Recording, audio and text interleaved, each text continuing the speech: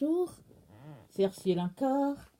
On est le 28 juin 2018 et je viens sonner la trompette ce matin encore et nous dire que très bientôt notre monde sera sous le contrôle de l'Antichrist et du faux prophète.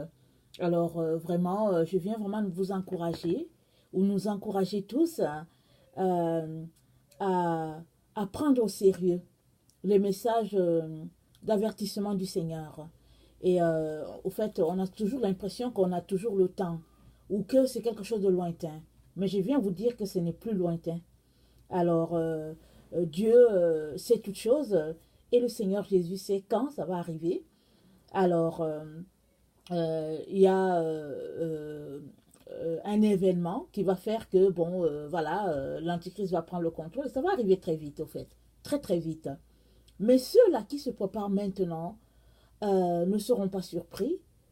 Et il y en a même qui se préparent ou bien qui se sont préparés, qui ont commencé déjà à se déplacer, c'est-à-dire à changer de pays, à changer de ville, parce que, voilà, ils sont conscients du danger. Alors, je pense qu'il est très important que vous puissiez vous arrêter, prier pour cela, demander au Seigneur qu'est-ce que vous devez faire dans ces moments-là.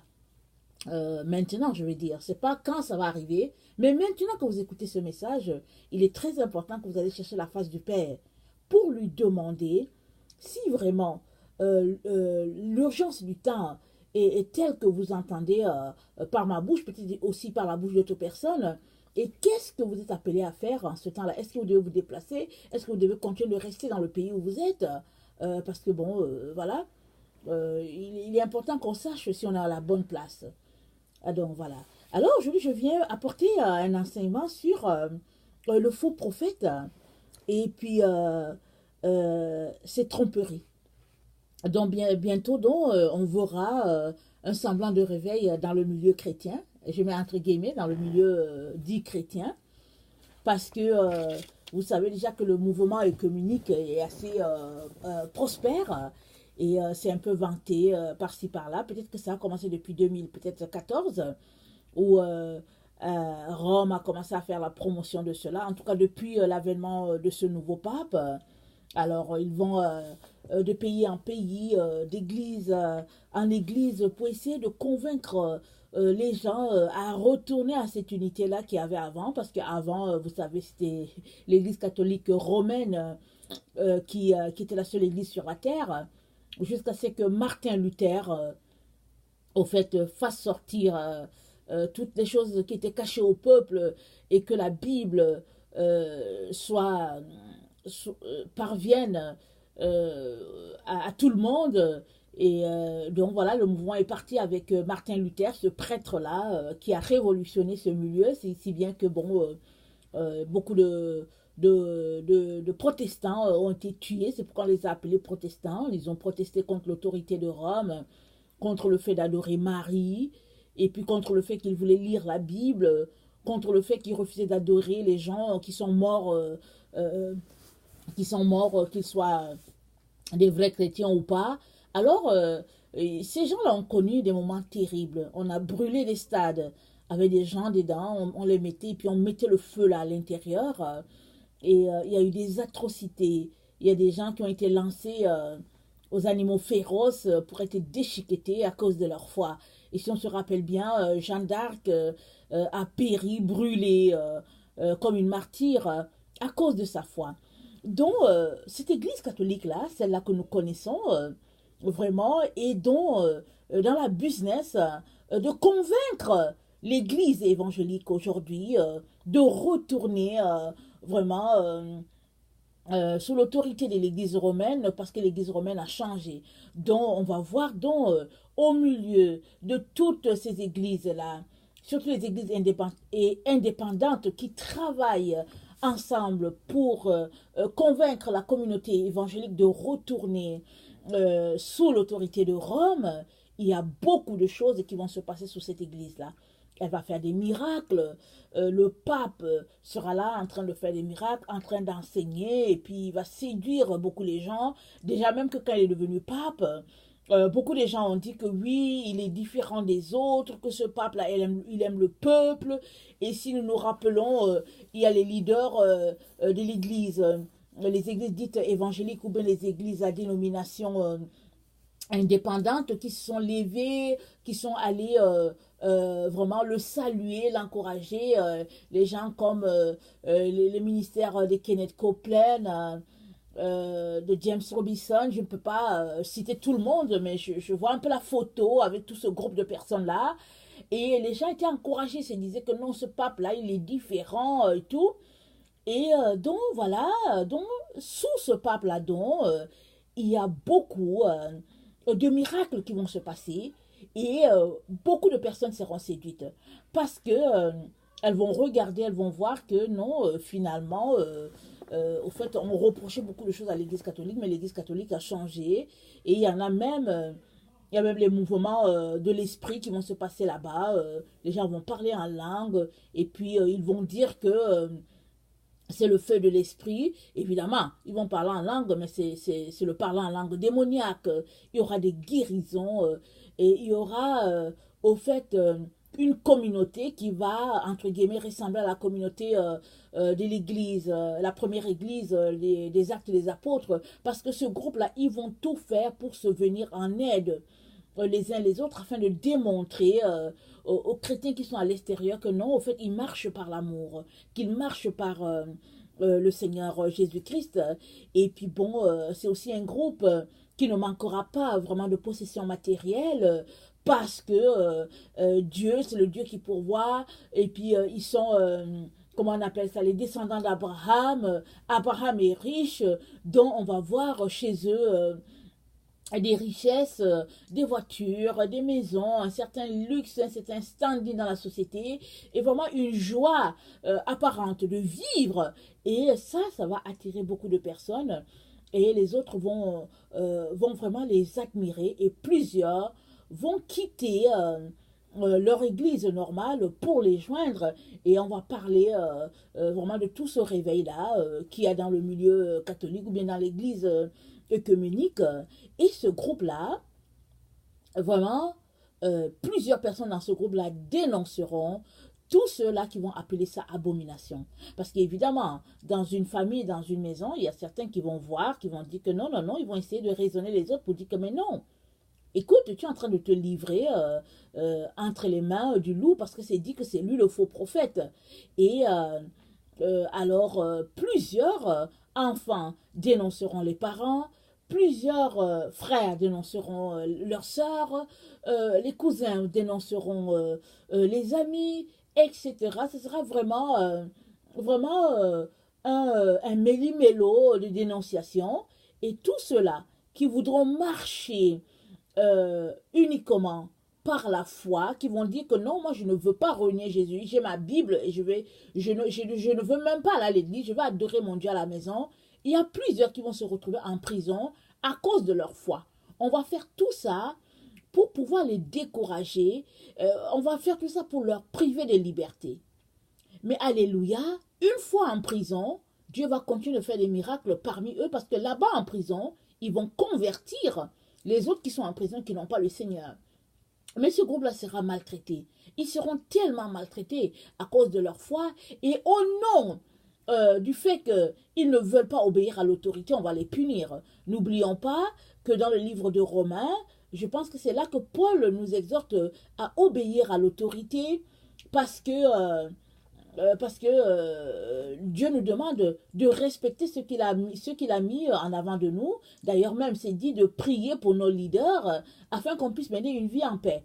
Alors, ce passage-là sera utilisé contre tous ces chrétiens-là qui vont dire non, non, non, moi je ne me plie pas, je respecte l'autorité, mais ici seulement, en ce qui concerne ma foi, je refuse de me plier à l'autorité de cette église-là, sous la domination de ce pape-là. Alors, on va mettre plusieurs chrétiens en prison à cause de leur foi, justement en se basant sur ce verset-là. Et puis, évidemment, plusieurs succomberont. Alors, ceux-là qui ne se préparent pas aujourd'hui, ils succomberont parce qu'ils ne pourront pas tenir. Ils vont regarder vraiment tout le confort matériel qu'ils avaient. Et puis, on va leur dire qu'écoute, si tu ne te ranges pas, tu vas te retrouver en prison. Alors, ils seront très peu ceux-là qui vont dire, ok, c'est pas grave, on a quand même mettre en prison. Pourquoi cela? Parce qu'ils n'ont pas appris maintenant à se dépouiller de la chair, à se dépouiller du matérialisme, à se dépouiller vraiment du monde. Et ils n'ont pas appris à passer des heures et des heures devant le Seigneur afin qu'il puisse les fortifier, afin qu'il puisse leur dire, voilà les choses à venir, toi comporte-toi ainsi, c'est ça. Alors, il y aura vraiment un mélange d'incompréhension totale sur toute la terre. Et pourquoi est-ce que ce pape-là fera cela? C'est parce que c'est lui le faux prophète.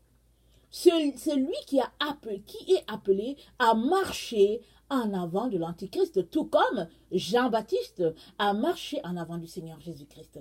Jean-Baptiste a aplani les sentiers pour le Seigneur. Il a dit, préparez le chemin, aplanissez les sentiers, parce qu'il vient, et je ne suis même pas digne de délier la courroie de ses sandales. Alors, quand plus Jean parlait, plus il y avait certaines personnes qui étaient attentives, qui écoutaient, et parmi ces personnes-là, il y a eu Pierre, il y a eu Jean, il y a eu Jacques, qui ont écouté et qui, une fois que Jean leur a dit, voici l'agneau de Dieu qui ôte le péché du monde, ils ont suivi Jésus-Christ. Parce que justement, Jean-Baptiste a préparé ce chemin-là devant le Seigneur. Alors ce faux pape-là, il vient pour préparer le chemin devant l'Antichrist. J'aimerais ça qu'on lise Apocalypse 13, le verset 11 à 15. Alors, c'est dit ceci. Ensuite, je vis une autre bête monter de la terre. Elle portait 2 cornes semblables à celles d'un agneau, mais elle parlait comme un dragon. Cette nouvelle bête exerçait tout le pouvoir de la première bête en sa présence. Elle a amené la terre et ses habitants à adorer la première bête, celle qui avait été guérie de la blessure mortelle. Elle accomplissait des signes miraculeux, faisant tomber le feu du ciel sur la terre à la vue de tout le monde. Par les signes miraculeux qu'il lui fut donné d'accomplir au service de la première bête, elle égarait tous les habitants de la terre.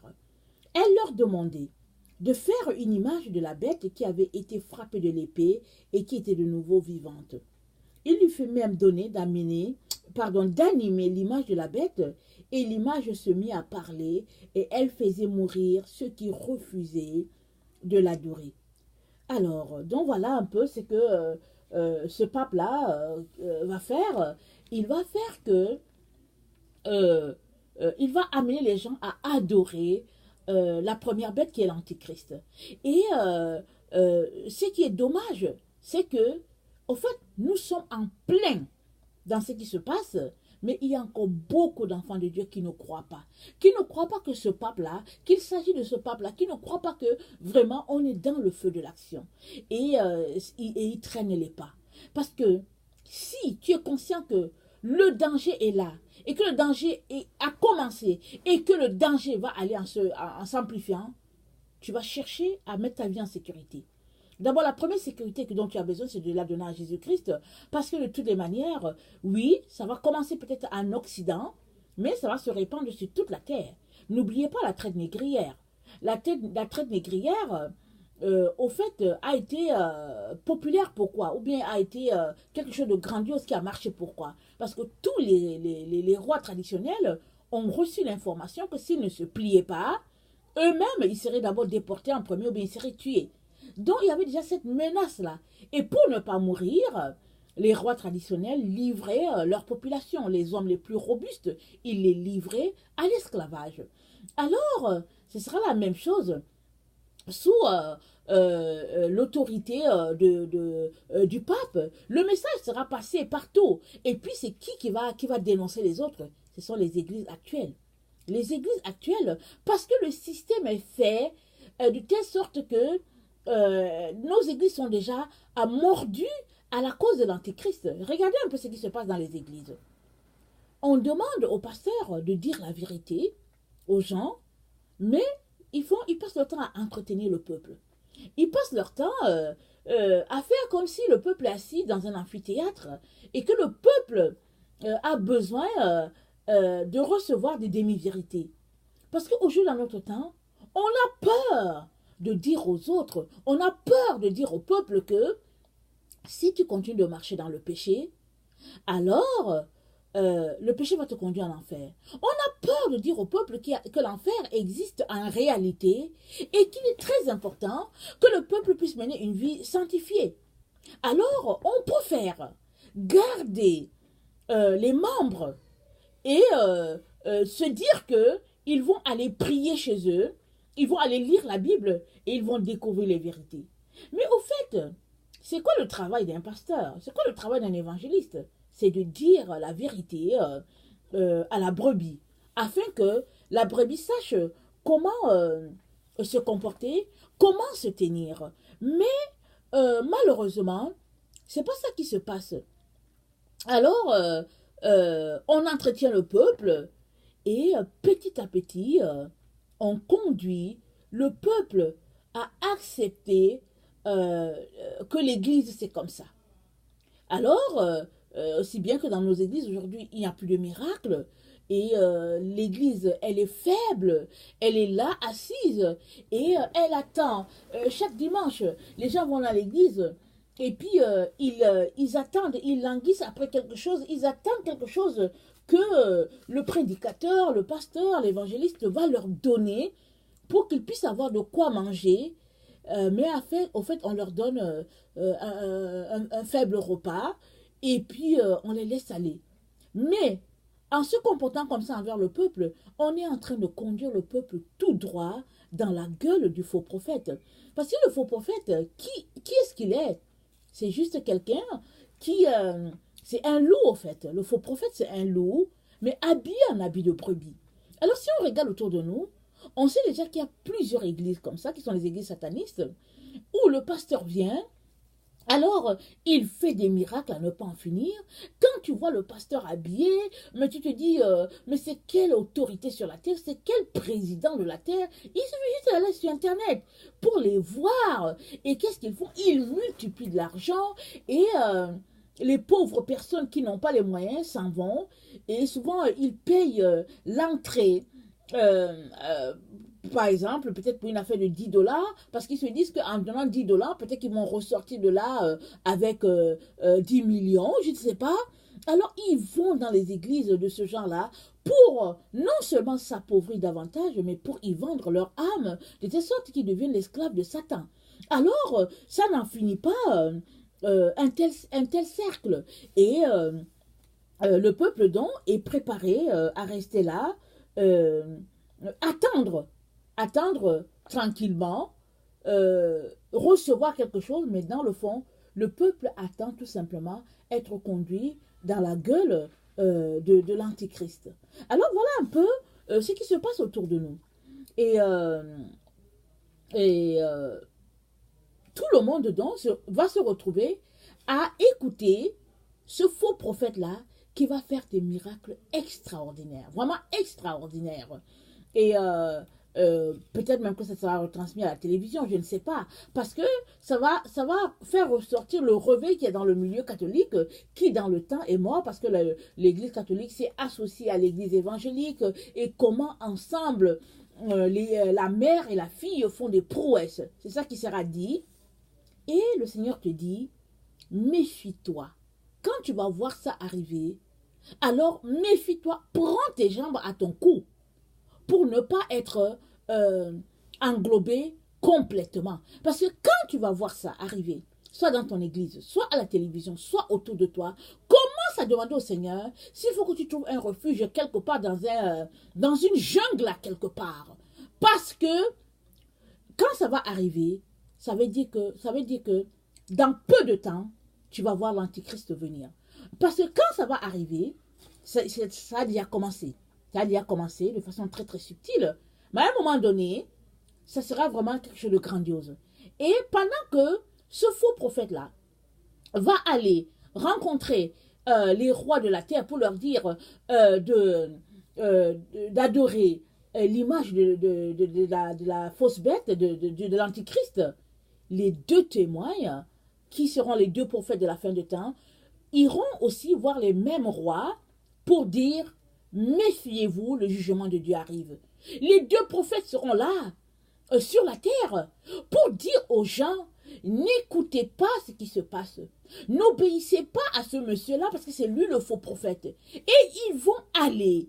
Et peut-être ils seront là, mais ça sera peut-être retransmis dans les chaînes de télévision parce que les gens vont les détester, parce qu'ils vont dénoncer et la prospérité matérielle qui va se passer, et ils vont dénoncer et la contrefaçon qui va se passer dans ces églises, et ils vont dénoncer tous les loups qui au fait sont habillés en vêtements de brebis, mais qui au fait ne sont que des agents de Satan. Ces deux prophètes-là vont faire le même travail, le travail, je vais dire, d'aller vers les rois de la terre, vers tout le monde pour leur dire, réveillez-vous, sauvez votre peau, parce que bientôt l'Antichrist va prendre contrôle. Et la Bible, parce que je ne veux pas les lire, la Bible nous dit que ces deux prophètes de la fin des temps, qui sont les deux témoins de l'Éternel dans Apocalypse 11, seront après 3 ans et demi, seront mis à mort par l'Antichrist.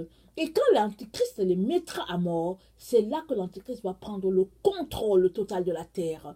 Mais avant de les mettre à mort, ils auront 3 ans et demi pour témoigner, pour proclamer que le vrai Messie, c'est Jésus-Christ de Nazareth, que l'Antichrist arrive et qu'il n'a rien du Seigneur Jésus-Christ, mais que tous ceux-là qui ne se convertissent pas maintenant, que tous ceux-là qui ne donnent pas leur vie maintenant, que ces gens-là vont périr dans la géhenne. Alors ces deux témoins vont passer le temps à faire ce travail-là sur la terre pendant 3 ans et demi. Et la Bible nous dit clairement que au bout de 3 ans et demi, Dieu va permettre que l'Antichrist les tue.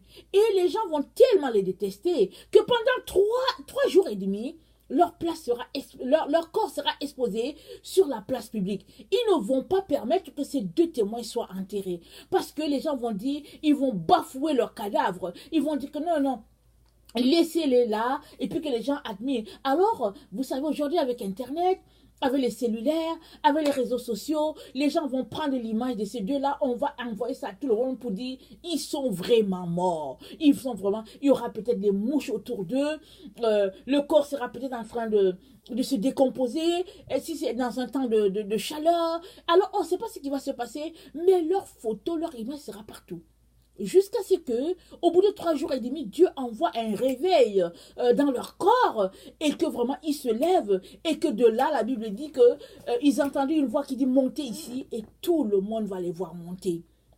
Mais avant que ça arrive, le faux prophète va faire un travail phénoménal sur la terre pour arracher plusieurs enfants de Dieu à leur père. Et Dieu vient te dire ce matin, c'est maintenant que tu dois te réveiller. Il te dit, réveille-toi.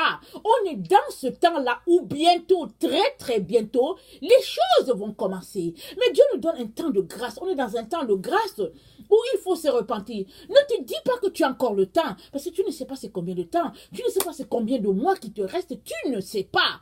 Avant que les 7 ans de tribulation annoncés par Daniel puisse commencer. Au fait, nous savons qu'il y a 7 ans de tribulation qui seront là sur la terre et 3 ans et demi où ça sera quand même une tribulation, mais les autres 3 ans et demi, ça sera la très grande tribulation où les chrétiens seront torturés. Tous ceux-là qui vont dire que ils sont pour Jésus-Christ, ils seront torturés.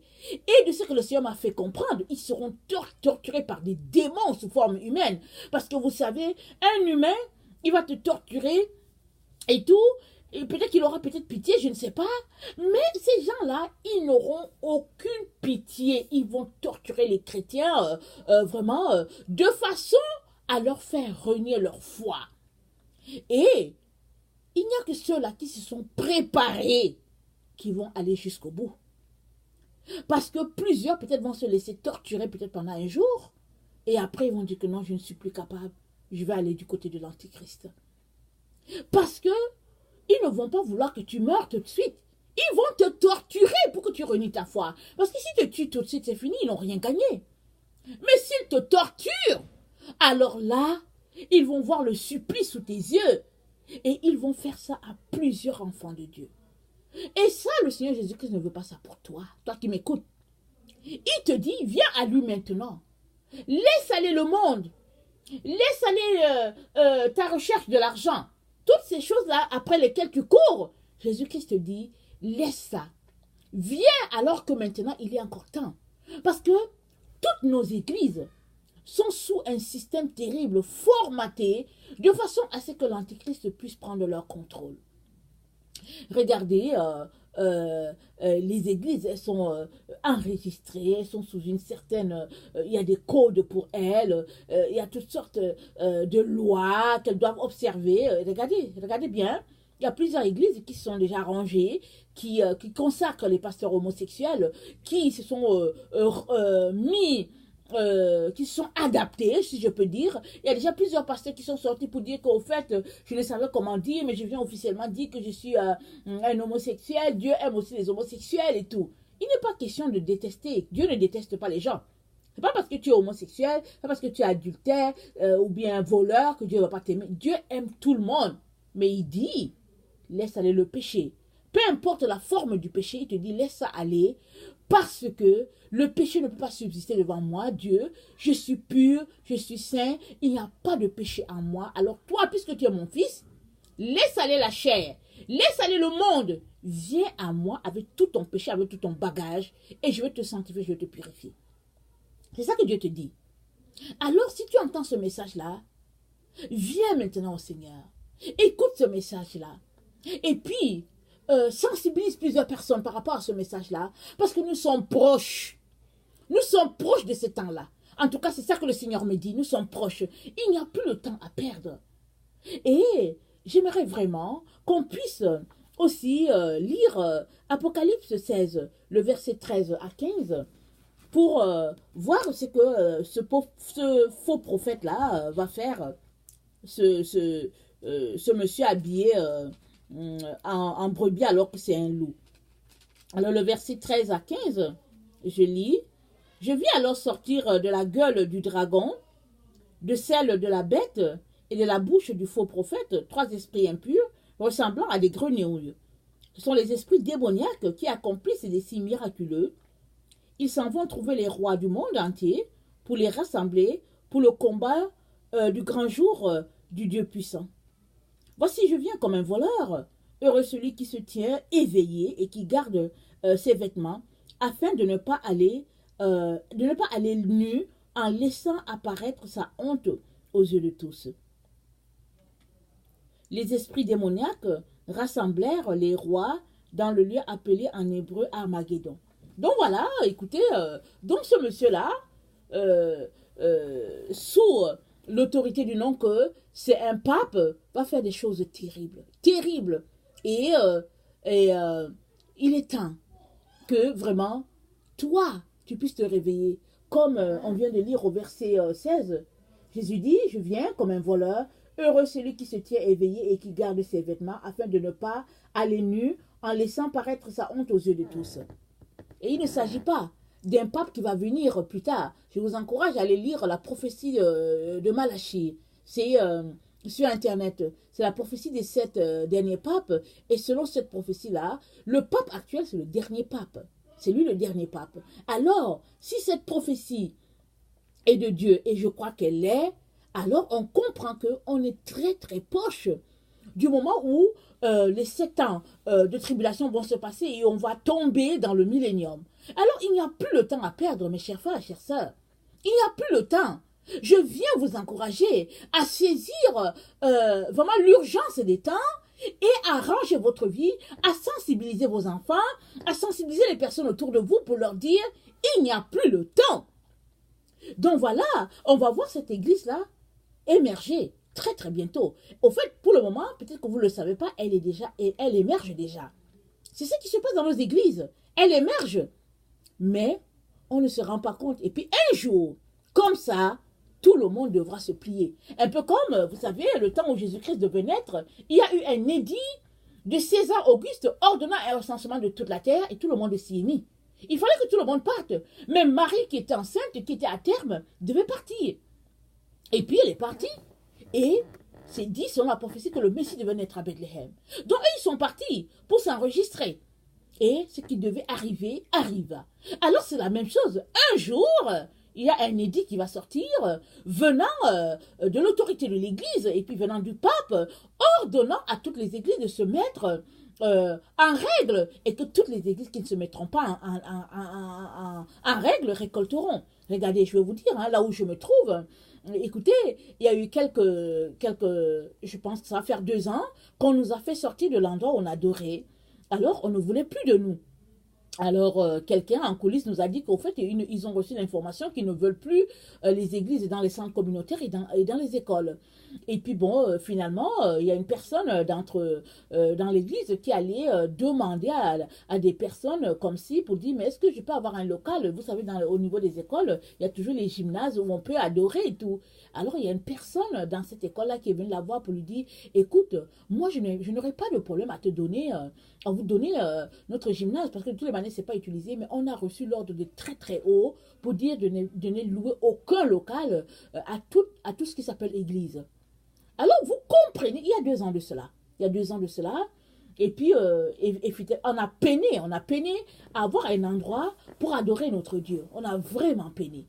Alors, et puis bon, là maintenant on se rassemble les dimanches, mais ce n'est pas dans un centre communautaire, ce n'est pas dans un gymnase non plus. Alors, tout ça pour dire que il y a beaucoup de choses qui se passent en sourdine.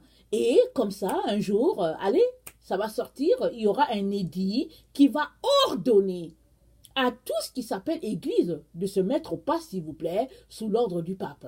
Parce que le pape, qu'est-ce qu'il fait? C'est dit qu'on vient de lire qu'il voyage, il rencontre les rois de la terre pour leur dire de faire ceci, de faire cela. Mais il est en train de faire ça actuellement. Il suffit que vous regardez l'internet et que vous lisez les journaux. On dit le pape a voyagé, il allé à tel endroit, il a voyagé, il allé à tel endroit, il voyage, il va ici. Vous pensez qu'il va faire quoi?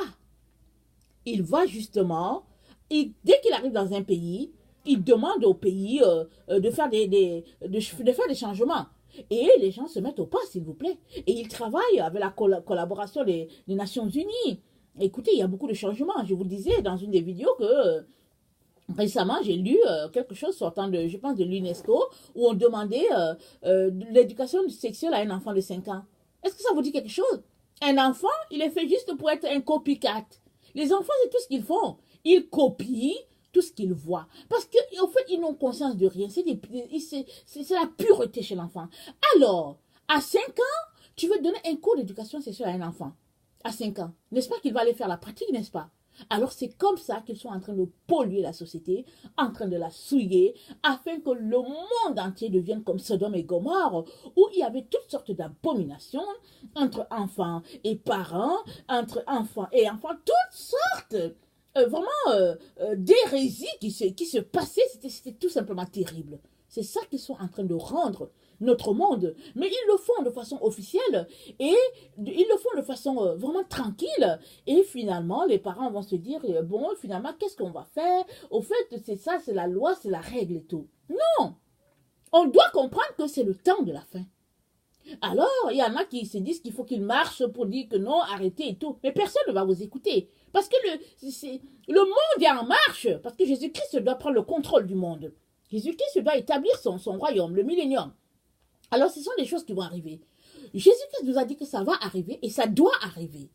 Mais Jésus-Christ nous a mis en garde. Il a dit, quand vous allez voir ces choses-là arriver, sachez que vraiment la délivrance, elle est totale, elle est bientôt. Alors, il nous dit, réveillez-vous. Réveillez-vous. Alors, je viens donc vraiment vous dire que vous allez voir cette église-là, très très bientôt, émerger.